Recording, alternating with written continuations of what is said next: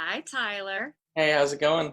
Great. I wish I knew this was a black tie event. I feel severely underdressed. Well, this is my first Zoom conference session, so I decided to really go in. I appreciate it, and you're doing great. Thank you for giving our quarantine an anthem. Oh, yeah, well, I guess that happened. Can you talk about the charity tied to level of concern and why you feel so compelled to help? Yeah, so Crew Nation is a charity that helps a lot of the people that are behind the scenes of the music industry that kind of help it move forward, specifically the live aspect of music. And we have a lot of crew members, but also all the arenas and venues that we've visited while on tour. There's so many of these buildings that are kind of like the lifeblood of some of these cities, and they have so much staff and so many great people there. And this is a moment where, with everything on hold, just like a lot of industries, there's a lot of uncertainty. And being a part of this industry, we felt like it would just it made sense to partner up with a charity that was going to look after those people. Well, that's amazing. And you also have some merch that specifically goes to Crew Nation on the website. Who Yeah, designed the we have shirt? like a hoodie and stuff that if you purchase that, oh wow, nice. That's, That's what it looks like. yeah, that's what it looks like. So that's at the 21 Pilots merch store. You can also donate directly and apply for relief if you've been affected at livenationentertainment.com/crewnation. Let's talk about the video, which is incredible that this is coming out of quarantine and so perfect in its essence. Is this pretty much a documentary? Yeah, kind of. You're watching us film a video and build a song at the same time, and yeah, I mean, it just made sense. I really enjoyed being able to go back to the way we used to make videos, which was no budget, no crew, just a simple idea, and using our friend Mark with his editing knowledge and his ability to kind of like piece it all together. And that was it. That's how we always did videos before a label got involved, before we had money to spend on a music video. And so it was really fun to have an excuse to get back to that. Sure. Are you and Josh really neighbors? That's our ninth house. So yeah, in our ninth houses we're neighbors. Nice. This is the first song that you also wrote on electric guitar. Yeah. What kind of other things are you doing differently or maybe for the first time? Actually, this is one of the first songs that Josh was recording drums in a different, like in his own studio, and sent them over. And so it was truly a back and forth on the sound of the record, which was kind of a first for us. We always kind of got together for drums. Um, and so that paired with me kind of learning how to play electric guitar for the first time, it kind of created a bit of a new sound for us, at least. This was also produced with Paul from Mute Math again. How have you guys been able to work together? Is it this guy?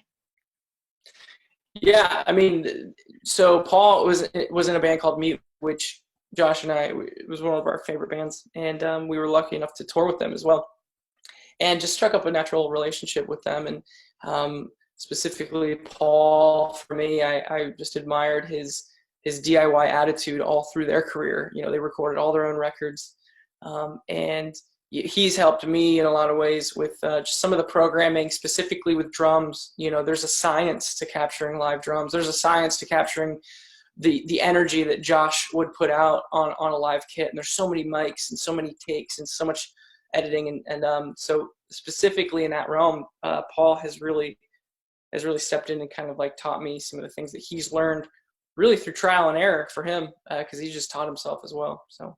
Sure. Is this the beginning of a new era? I would say that this is just something in between. Okay. Yeah.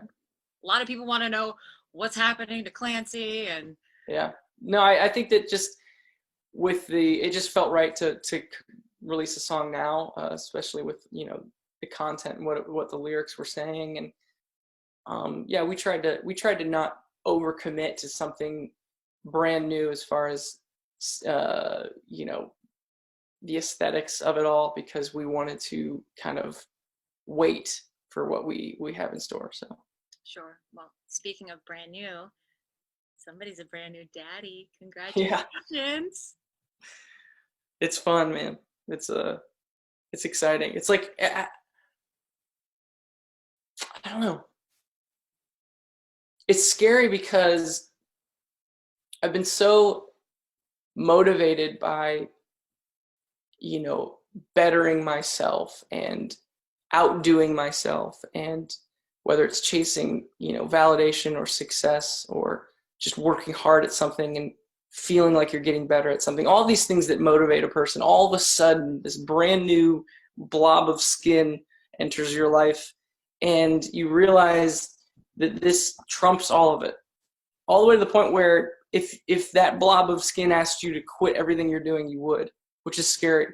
And so my daughter is such a fun but exciting, new, scary motivation for why I do what I do, and it's just fun to wake up every day. So Love that. Babies are the best. mm-hmm.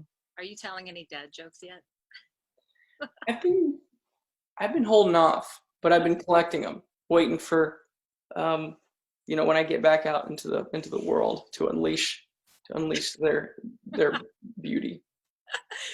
Do you have as many sleeping photos of Ro as you do of Josh yet?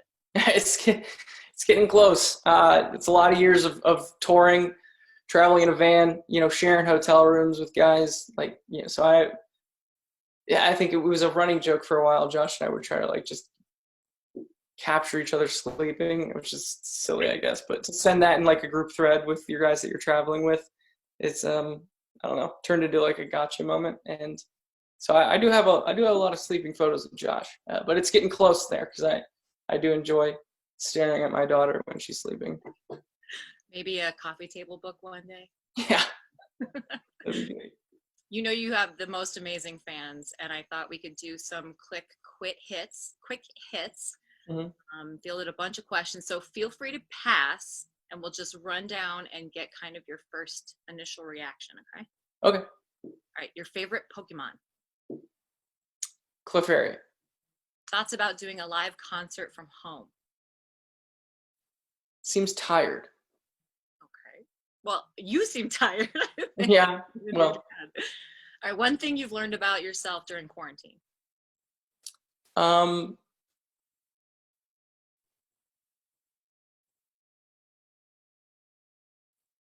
Lack of self-control, getting myself to go to bed when my wife is not making me.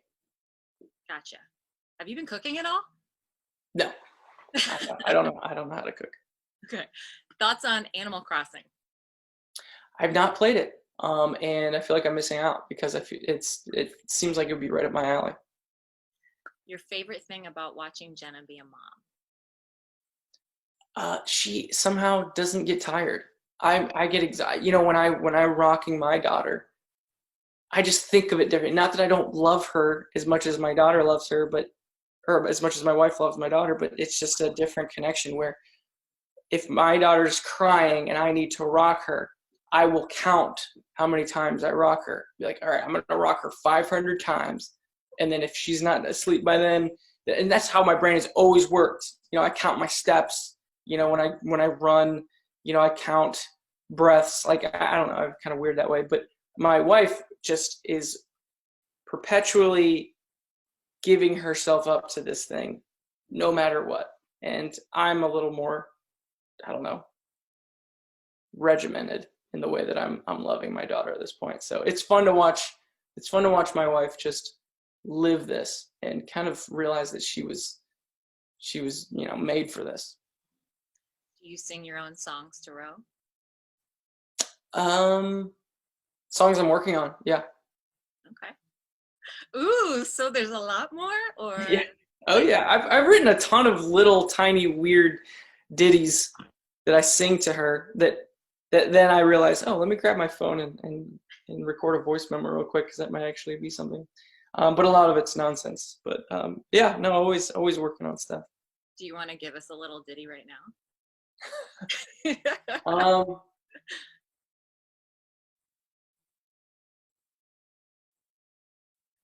There was a song that it says a nursery rhyme, but I changed the lyrics. There was a time where she was staying up all hours of the night, and I tried to give my wife a break, and so my daughter and I would watch Lord of the Rings together, and so I replaced the lyrics to a well-known song. It would say, Rosie baby, she's my girl MacGyver. Out of all the people, she's in my top fiver. Right behind Gimli, Legolas, and Strider. Rosie baby, your mommy's number one.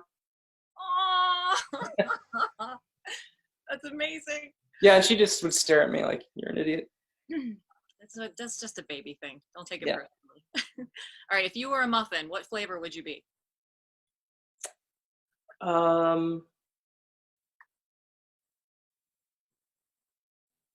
Is there like a burrito flavored muffin? There it definitely is now. Okay. Favorite Mario Kart character?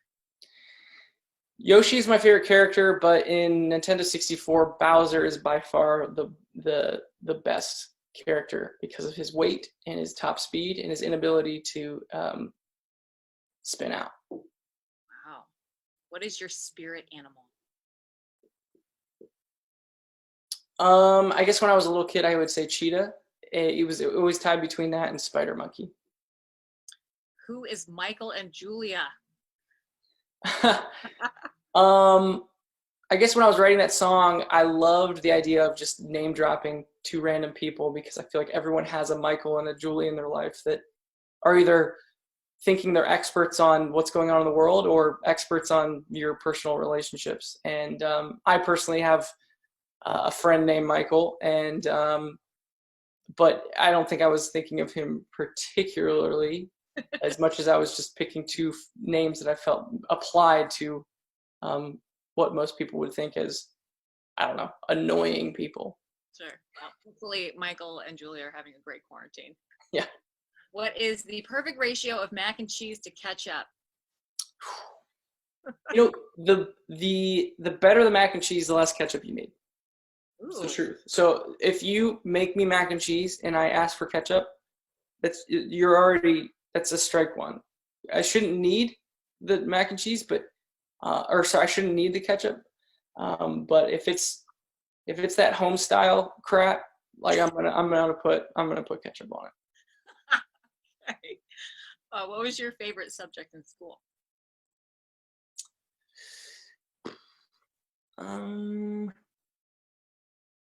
You know, I don't think I've ever been asked that. It seems like one I'd be asked all the time. I hated math. I guess I would say history. Okay. If Josh was a food, what food would he be? Gosh, that's such a good question. I really don't want to blow this.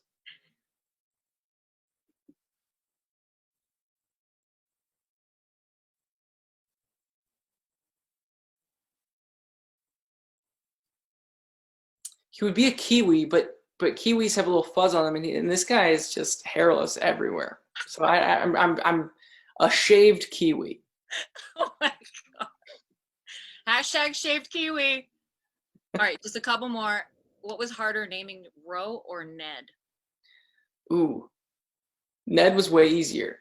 I think when you're naming your kid, the way that I've explained it to people is there's so much pressure leading up to it where before she's born, you're wondering, is this the right name? Is she gonna get made fun of for some reason? Does this, there's just a lot of pressure in naming someone. But then when she was born, it was like, oh, yeah, no, that's her name. It's perfect. It connects perfectly. And that's why whenever you ask your parents or someone older about, hey, how did you name your kids? Like, don't you feel like there was a pressure there? They always meet that question with oh no, it was easy, because they remember what it was like to just see that name connect with that person, and it makes sense. They kind of forget there is a natural, worry that the name isn't going to work, but that's all resolved once you see the kid. What's your BTS bias? DS buys. The I Josh and I, well, our first place that we ever played music other than our own country was in Asia, and we went to Japan and Korea and even to China, and we'll always have an affinity towards the culture. And that was before kind of this whole thing started happening, and to watch it happen, I don't know, it's just exciting for us to watch. So a pass then. Yeah. Gotcha. All right. I know you got to go. Thank you so much for taking some time with us. If you'd like to lead us out with any direct messages to the clique, I'd like to give you that opportunity. I mean, obviously stay safe. And I don't know, I guess I would say that everyone's going through a different version of this. I think it's easy for us to all apply our experience through all of this and think that everyone's going through the same thing. Some people have a yard and some people don't, and that can be a difference. When you're trapped in a single room, the anxiety starts to pile up, and so just be considerate when we all start making decisions on how best to get back out there, because everyone is going through something different. And the slower we move and the more understanding we are about everyone's differences, the better chance we'll have coming out of this, not having lost any of ourselves. That's amazing. Thank you so much. Also, stream the hell out of Level of Concern, because that's like a nice little warm blanket. Quarantine to cover up with. We can't wait to hear the new stuff. Love to you and the whole family, and we'll hopefully see you soon. Thank you so much for having me. I'll see you.